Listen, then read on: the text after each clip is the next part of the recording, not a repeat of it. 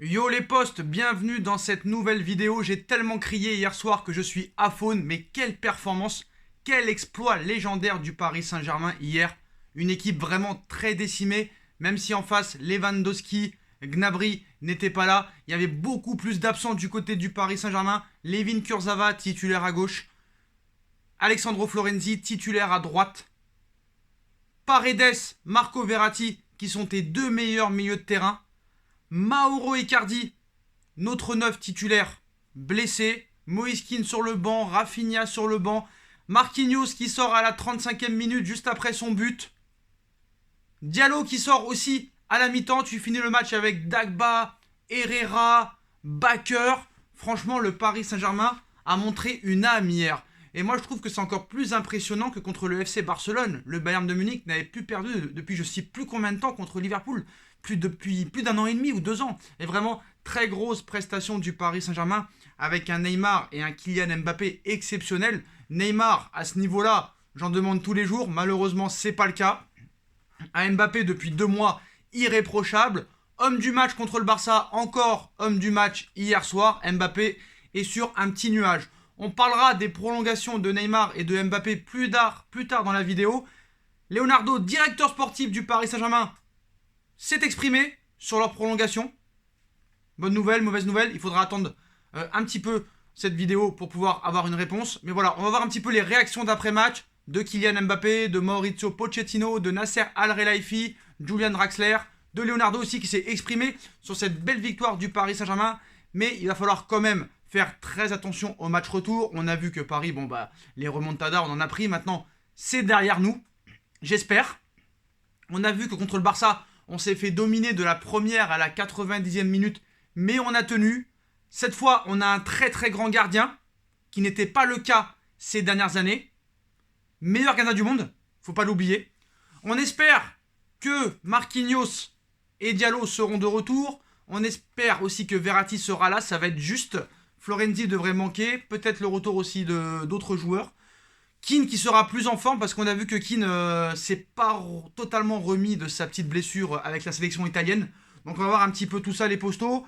On connaît aussi la sanction donnée de la part de la LFP à Neymar pour son coup d'humeur et son carton rouge contre Lille. On va commencer avec la réaction à chaud de Julian Draxler, titulaire surprise pour ce quart final aller de la Ligue des Champions.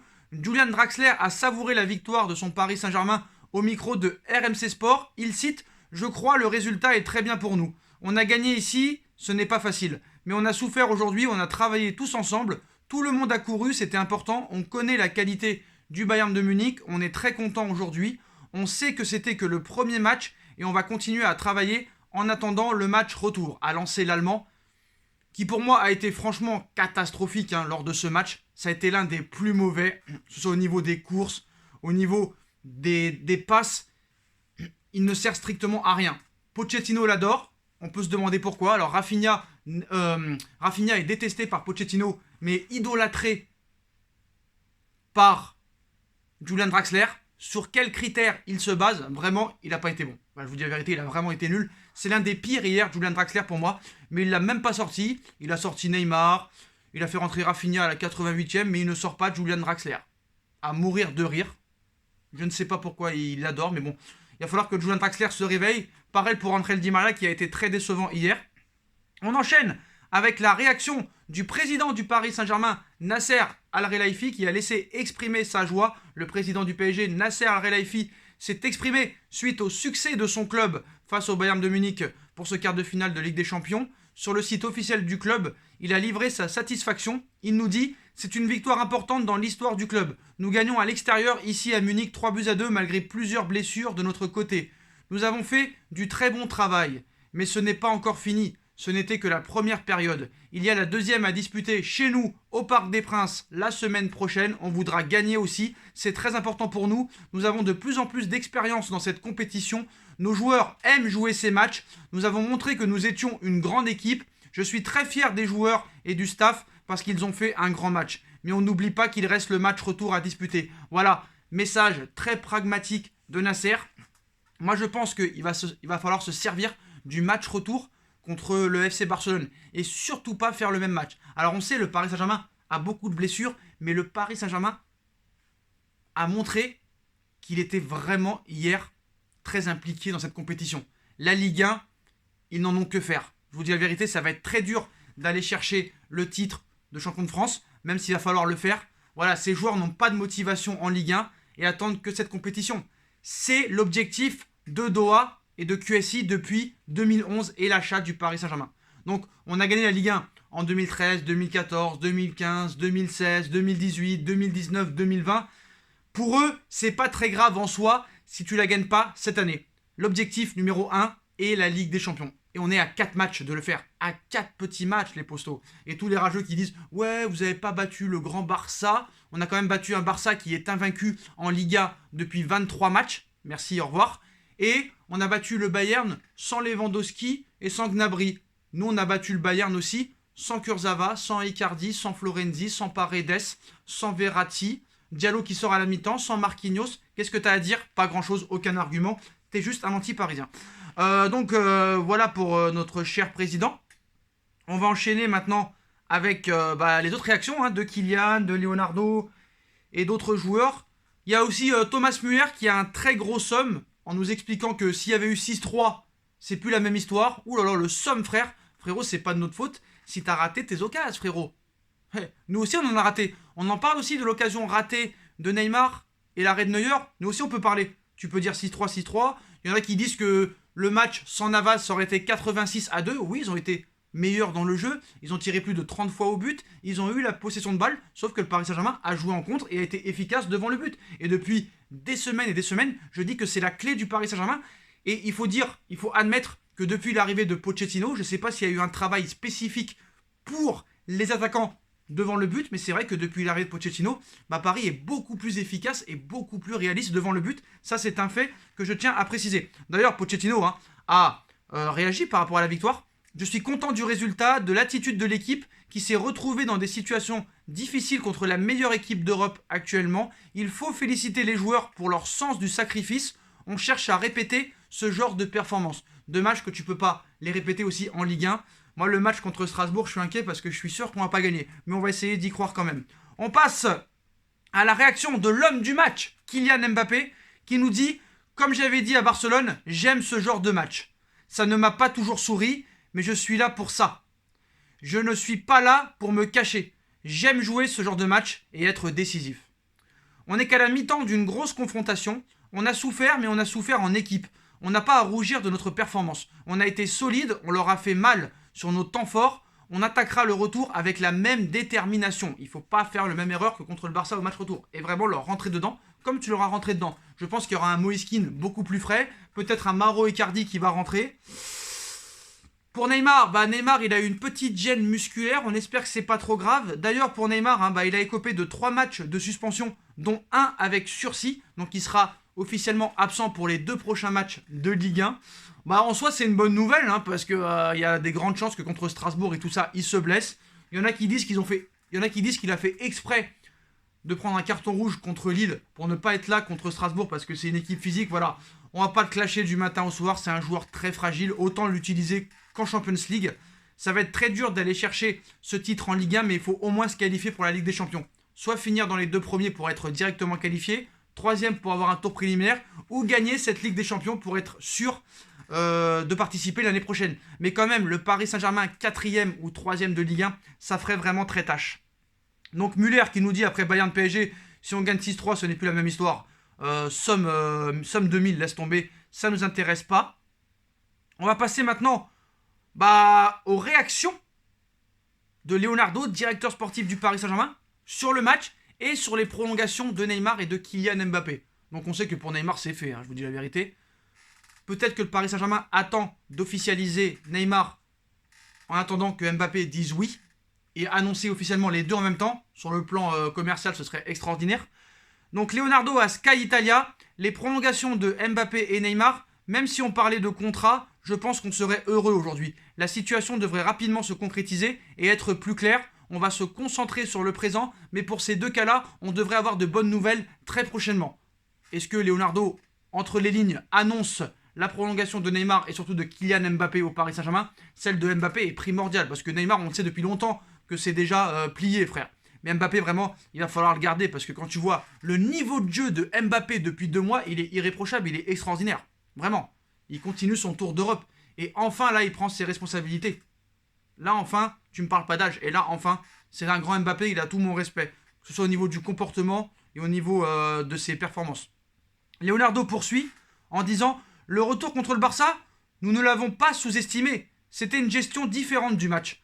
Si on va récupérer qu'au retour, je pense qu'on va récupérer Marco Verratti, peut-être Florenzi et leur quarantaine. À chaque match décisif en C1, on confirme. On va à Manchester, on gagne. On va à Barcelone, on gagne. On va à Munich, on gagne. Une démonstration de force.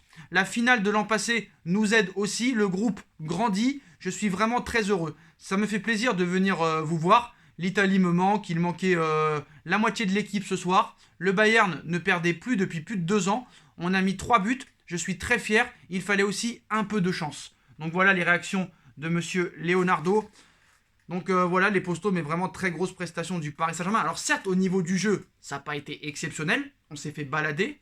Mais voilà, on a très bien négocié les contre-attaques. On a joué notre va-tout. On a été réaliste devant le but. Nos joueurs et nos stars ont pris leurs responsabilités. Il y a eu vraiment une aisance collective. Il y a eu un collectif, un groupe qui est né, je pense, au match contre le Barça.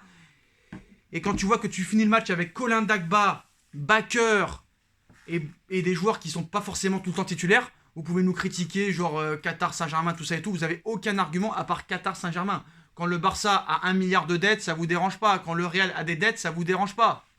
City, ça vous dérange pas. Mais voilà, il y a une jalousie contre le Paris Saint-Germain. On peut rien y faire, c'est comme ça. Nous, en tout cas, on est heureux, on est supporters, on est très fiers de notre équipe. Et vraiment, ça a été assez exceptionnel ce soir. Il y a une vidéo qui sortira, première mi-temps et deuxième mi-temps, mais en une seule fois, cette fois, des réactions pendant le match avec N'Golo Kanté, Moïse Kean et Chris Brown, où vraiment là, on a été comme des fous, mais cette fois, je la sortirai pas en 2 parties, je la sortirai en une partie directement, comme ça, vous pourrez voir les réactions en une seule fois. Donc voilà, mais pour moi, c'est un exploit et vraiment un grand Paris Saint-Germain ce soir. Vraiment dédicace, vraiment dédicace et voilà. Alors certes, ça va être dur d'aller chercher cette Ligue 1 parce que Lille, c'est leur principal objectif. Lyon, c'est leur principal objectif. Monaco, c'est leur principal objectif. Ils vont tout donner dedans. Il y a un manque de motivation pour ces joueurs en Ligue 1.